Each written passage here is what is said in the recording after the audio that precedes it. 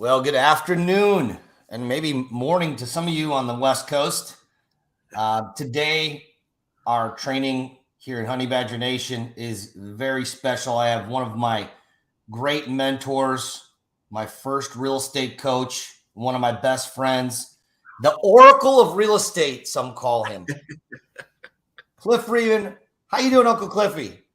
Brother, I'm doing great, Brother Stasic. I'm up here in Denver at the foothills, just looking out my window of the 15th floor of the Hyatt Grand Central, and I'm just thinking about those days you and I and Mike and Jay and our group used to hang out in Aspen, just a few miles down I-70 through Glenwood Springs, and man, I really miss those days. But it's so great to have the band back together, and I'm honored and just thrilled to death to be with the Honey Badgers today, and hopefully we'll have some nuggets and some rider downers and a lot of good discussion about what's going on in the world today.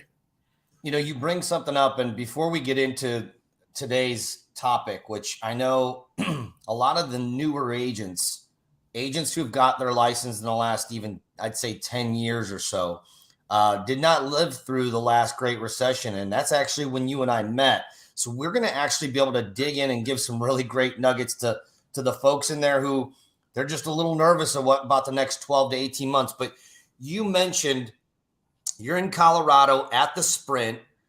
Our Sprint events are just so much fun. We were just talking about this prior to coming on the broadcast about the events that I've been to in Dallas, and the last two have been in Nashville. We've combined them, and they're celebrating our leaders and our growers in Denver. But you brought up Aspen, and on the screen here we have the One Big Fire emblem, and that is actually where it began, was in Aspen. And I believe, I could be wrong, it was 2014 or 15 when Jay stood up in front of everybody and said, wouldn't it be great if we could put all of our fires together and make one big fire? And obviously his vision was not EXP at the time. Their vision was something slightly more complicated, actually. Yes. But the idea was right, which brings us fast forward all the way to today. You changed my life. I appreciate you, Coach. And let's dig into our topic for today. Wow. I just got goosebumps. I'll tell you, it's just the memories, and it's when we really took a deep dive and looked under the hood at the model and examined it and just really did our due diligence. I mean, it didn't take me long. I had EXP insomnia for about 3 days, and then I was in. I mean, I just knew. It's kind of like when you meet that, the spouse, and you just know at that moment that that's the one you're going to marry.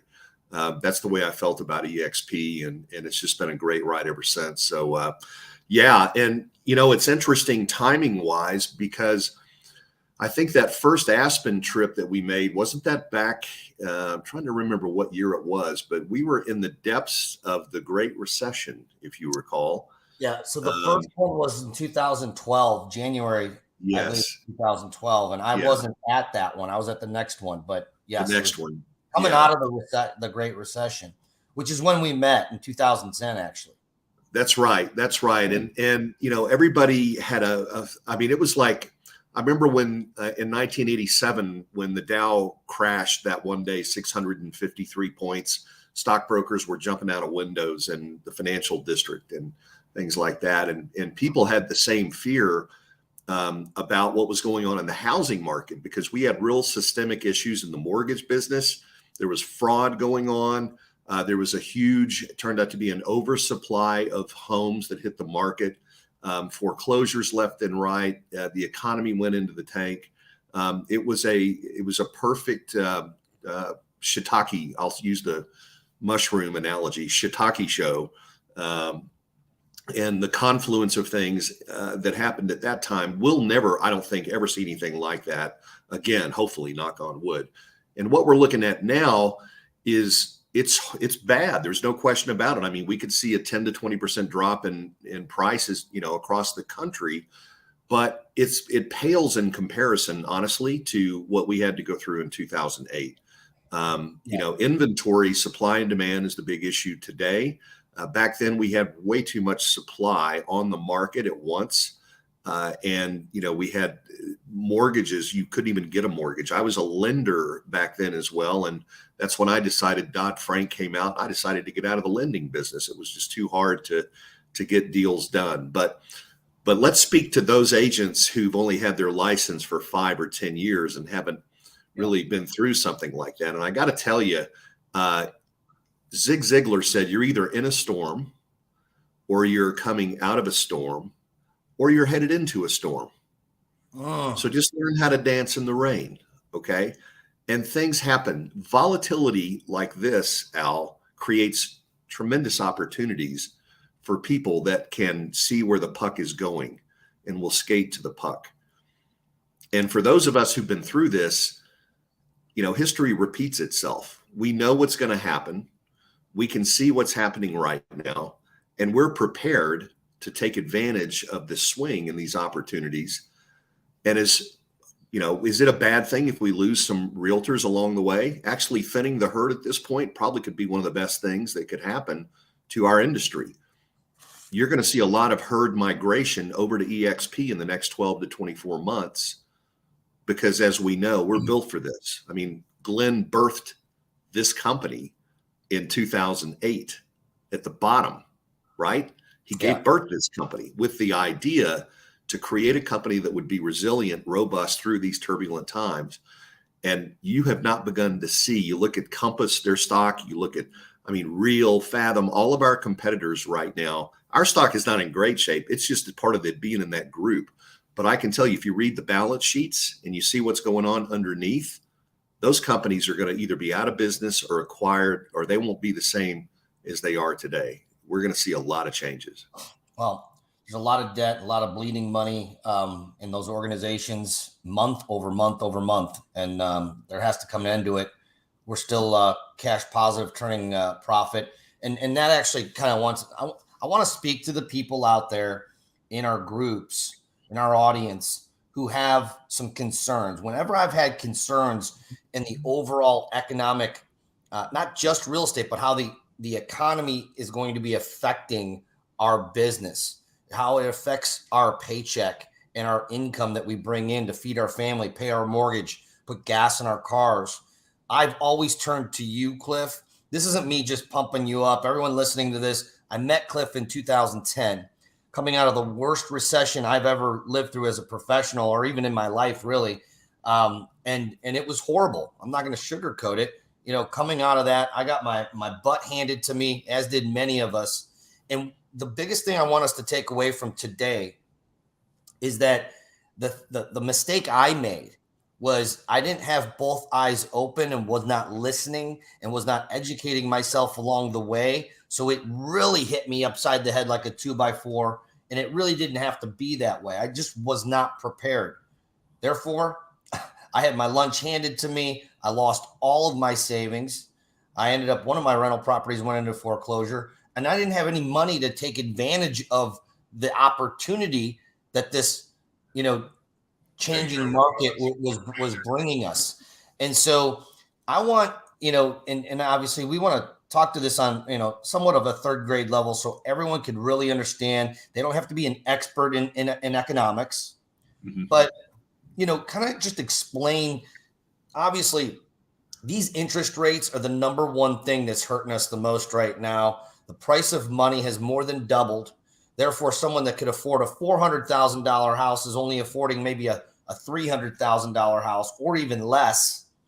And over the next 12 to 18 months, what do the agents in our group, what are the agents that want to grow, who are all in, what steps should they be taking to not just survive this? Because everyone wants to survive it, but how do we actually take advantage of it to thrive in this business, in this market, this volatile market, and what shifts should these agents be making in their business? Yeah, that's a great question. There's a saying on Wall Street that goes, the trend is your friend. And when you start to see a trend in the housing business, it took a full 24 months from the time that the peak of the financial crisis to have that be reflected in house prices. It was really 2006 is when all the subprime loans and stuff started to crater, but it wasn't really until 2008 or 9 that we really saw the bottom. So this could take a while to play out. I want to make sure that everybody understands this is not like trading stocks on Wall Street where you can execute a trade in a tenth of a second. There's a lot of these iBuyers right now. In fact, the head of Redfin, the CEO, just wrote an article on the impact of iBuyers on the coming market. And Wall Street reacts very quickly to changes in the market, and they're going to do that in the housing market. You're going to see companies like all of these iBuyers, Sunday, the big ones that OfferPad, Open Door. Open Door. I mean, Open Door just lost $1 billion, but they cannot hold. You can't catch a falling. Don't try to catch a falling knife, I should say. And they're going to be out. So we've got a spike in inventory, which is unusual for this time of year, and that's a problem. That's not let me go back to 2008. We had an overabundance of inventory. We don't have an overabundance here. We still have a fairly balanced market, even with houses coming on. And it's because there's a true shortage of housing in this country. Don't forget that, guys. Where I live in Dallas, we're 80,000 units short of a balanced market. Now, the builders are only building about 25,000 to 40,000 a year. And now they're stopped. They've come almost to a complete stop. So we're not going to see a repeat of what we saw in 2008. And I believe that personally, that in the next probably 24 months, we're going to get a lot more clarity in terms of what the Fed is going to do with the economy. You guys see what's happened here is the administration, the government, there's two ways they run the economy, control the economy. There's fiscal policy and monetary policy. You always read about the Fed and the discount rate, and the Fed raises and lowers, and they've been raising it. That's monetary policy. Well, you also have to have good fiscal policy to match the monetary policy, which means fiscal policy is tax and spend. And if you look at how much currency has been created in this country in the last 2 years, I think it's over 50% now of the money in circulation here was printed in the last 2 years. We're spending like drunken sailors. That's what's going on. And so the impact of the monetary policy is reduced due to the spending that the government's doing. And I'm not interested in getting into politics here, Al, but hopefully we'll see some changes in terms of the way that the government looks at their pocketbook going forward here. Because, $4 trillion in student loans, $1 trillion here, $1 trillion there, that adds up after a while, believe it or not, even with the government. So we've got record debt, consumer debt's up. But the bottom line is that we still have people that need to move. 2019 was a really great year. We had almost 6 million homes sold. It was because of the pandemic. Everybody thought that the pandemic was going to cause the real estate and the housing market to fall apart. Didn't happen, right? In fact, it really spurred a lot of additional purchases, people wanting to move out of the city and get out and stuff. And so we saw some really good years the last 3 years. You and I were talking before. Think about how much raise we've given ourselves. Actually, the market's given us just in the last 5 years. I mean, house prices have doubled in the last 5 years. What does that do to your commission rate? So today you can sell half as many homes as you did 5 years ago and still have, if the commission's the same, still make the same amount of money. So yes. All of this comes together. It's just, don't get focused on the headlines, because the headlines are going to point out one thing that's really bad, but it's not just one thing that's going to really impact the market. There's a many factors out there right now that are contributing to what's happening in the market. And we'll know, again, we'll have a lot more clarity going forward. But I think the thing that we have to do, Al, is we have to be able to understand that we've got to skate to where the puck is going. And when we watch Altos research and we stay on top of the trends in the market, we have to know where to be 3 months ahead of time. We don't want to be there today. We want to be 3 months out from where we need to be in terms of where our business is. And that really leads into, your ability to be not just an expert, but also carry authority into the house when you're going to meet with your client.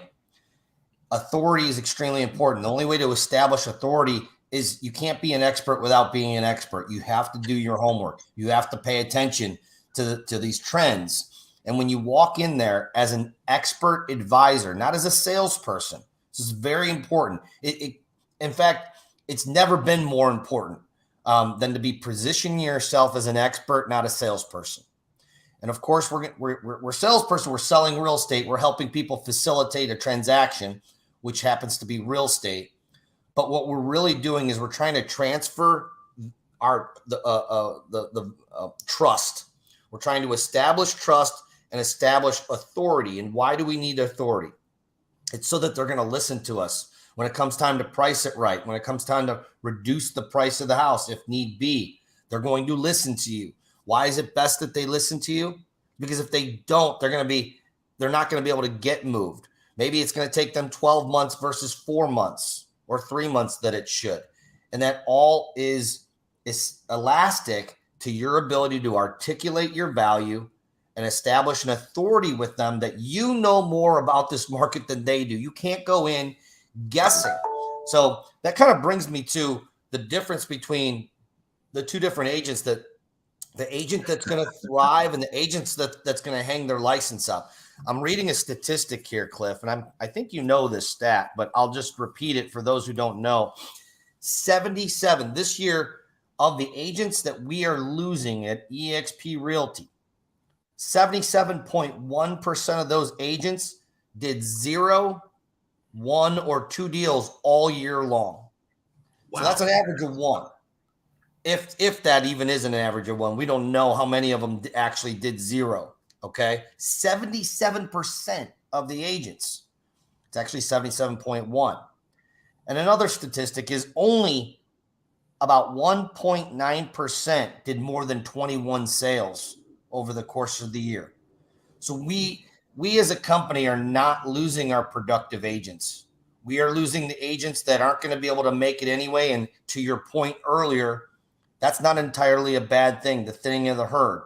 Now, what I want to reach out to the agents who are new. Maybe you just recently got your license and you're in the category of 1 to 2 or sales. Okay. We're here as your rescue boat to help pull you up. If you want to be rescued, that is, if you truly want to thrive in this market, we are here to pull you up. Cliff's here. I really appreciate you coming on. I just want to put a couple closing remarks, and if there's any questions that anybody has for Cliff, we have about 9 more minutes left before we get to our training. Our training today is going to be on our app. You can find at honeybadgernation.com, and our skills training on agent attraction is going to be in there. You'll be able to find the link. But if you have any questions whatsoever, go ahead and put them in the chat. Let's see. Rescue me. Hey, Al, while you're looking at those, I just want to mention, Yes. I've got all of my new people are going to be in boot camp on December. I believe is it the 5th, 6th? Oh, yes. Yep. Yeah. And there's a link. There's a link at honeybadgernation.com for our boot camp in December. If you're a team member or a team leader, if you're a team member, you want to get there. If you're a team leader, you want to bring your team members to get their skills sharpened. Cliff's going to bring his team in there. It's going to be in Dallas. The dates and all the information are going to be at honeybadgernation.com. Put your questions in the remarks section and we'll get them answered. Cliff, just a couple closing remarks. What shifts? I know you've coached for, I don't know how many years. You've coached literally thousands of agents, and many of those you've coached to be number 1 in their marketplaces. You've coached agents to become team leaders and team leaders to open up their own independent brokerages. And that would be me. And then, now you're coaching literally over 10,000 agents that are part of your organization. When you're talking about this next 12 months, what specific, let's get very, very granular changes would you suggest an agent start to make or a team leader start to make to start taking market share from the agents who are dropping out of the business? I would say get very clear on your strategy right now and focus. Get the squirrels out of your life. Quit reading the headlines. It doesn't matter what happens with interest rates. I know that sounds crazy, but it's not going to impact your ability to go and do what you need to do. You're going to survive. You're going to be making money in a down market or an up market. It does not matter what the market's doing. Quit watching the market. Focus on your daily habits. Some of you right now are like the squirrel that's gotten halfway across the street and it stopped to take a look around and figure out if they want to go across the street, to the right, to the left, or turn around and go back. And if you stay there too long, you're going to have the footprint of a QX80 tire on your back, and you're going to be what we call a flat squirrel. Okay. Don't be a flat squirrel. Let's get going here. If you guys have not done your business planning for 2023, if you're not focused in what areas, if you haven't really done your SWOT analysis to figure out what your strengths and weaknesses are going forward in this market, do it and do it now. Get an accountability partner. Reach out to the people in your upline. Lean on them for support, because this is where we've got to be consistent and persistent in what we do. The phone is no longer going to be ringing. You're not going to be having buyers calling you to see if you can go put multiple offers in for them. You're going to have to go kill your paycheck. Okay. So let's get a plan together and execute and be unwavering. Be steadfast is a great word, and be true to your strengths. Get out there and do what you do best, because it's confidence that's going to get you through this market. I had a mentor tell me one thing, that there were 3 reasons that you're going to succeed in this business. Number 1 is your product knowledge, and that'll contribute about 15% to your success. Number 2 are your sales skills. That's about 25%. But the majority of your success will be attributed to one thing, and that is your confidence. And you build your confidence by becoming an expert in your market. So guys, crack it. Let's, bust it here. You've got to go through and start playing at the NFL level. And when you come out on the other side of this thing, guess what? A rising market is going to raise you up. A rising tide raises all ships. And if you go out now and grab market share, man, you won't be looking back. I tell you, that's what we did. We all rode that big kahuna, that big wave after 2008, 9, and 10. I mean, it was got a lot easier once we really got focused and turned our processes into things that we could do consistently. And that's what being consistent in your business is, what you've got to work on right now. Yep. And that was it's funny you said that, because that was the 4th thing. You mentioned 3 things, and confidence is built, but it's built through consistency. It's built through going up and getting in the batter's box and striking out. And one of the things you taught me, and this was tough for me, you know me, I was stubborn at times, and it took you a few times to tell me, but once it clicked in, is that here's what got me really great. It wasn't an extreme high amount of talent with me. It never has been. It's been, I'm not going to get off the treadmill before you. It's that mentality that I ain't going to quit. All right. That's really what it's always been for me. It's never been a high level of talent. So for me, it was, how many sellers could I get in front of this week? And then the next week, can I beat that number? And it was really just consistency. And here's the cool thing, everybody. Anybody can do that. Even if you're not highly, highly talented, even if it takes you a few times to read a page, like I got to read one over and over again. But here's the cool thing. Anybody can get out there. Anybody can put up that effort. And the more you start to get in front, the more at bats, it gets easier. There's your easy button. Everyone's looking for that easy button. There it is. Consistency, at bats. It's going to give you the confidence. Then you're going to start feeling that thing, that momentum is going to start kicking in. By the way, you mentioned something very, very important, and I put it into the comments. freeclarityreport.com. It's literally right over here. I have the first clarity report that you had ever given me, Coach. In fact, it was this month, back in 2010, when I filled out my first one. And that was the one thing. The one advice was get clear on your plan. Most people are these squirrels where they're looking, should I stop? Should I go? Should I freeze? Whatever. And the clarity report is going to give you that. and now you have one for free. If you're part of our organization, you already know that you can get it for free. If you're not part, if you're listening to me on YouTube or on my Facebook channel, you can go to freeclarityreport.com and get yourself a free copy.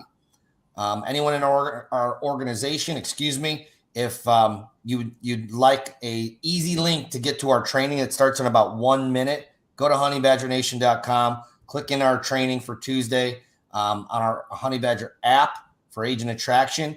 And Cliff, I really appreciate you, brother. Thank you so much. Short notice coming on and joining us. I love you, man.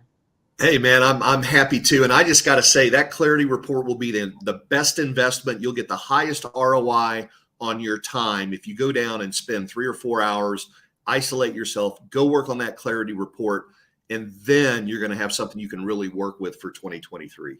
Thank you guys, man. We love you. Much love from Denver, Colorado. I wish we could go skiing, Albie. Let's see if we can get some boys up again, up to Aspen and change the world again. You want to? I would 100%. I'm in. Let's lock the dates right now. Love I'm you, down, brother. baby. Let's go, man. See you at the top, everybody.